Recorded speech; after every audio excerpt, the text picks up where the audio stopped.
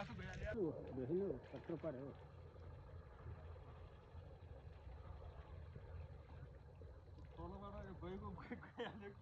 फुट्कियो उसले गर्यो माछा यो पनि फुट्किनेको अहिले मेरो फुट्किन्छ आइजले जालमा घाँस अट्क्यो भने फुट्किहाल्छ नि माछा सबभन्दा समस्या भनेको घाँस बसी तपाईँ हेर्नु त्यो घाँस ल ल भिडियो बनाउनु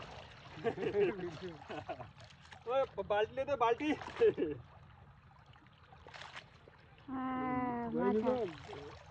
एक किलो होला खाना मन गरेको मान्छे यही माछा मैले अस्ति तपाईँको घरमा ल्याइदिएँ भने यही गरास माछा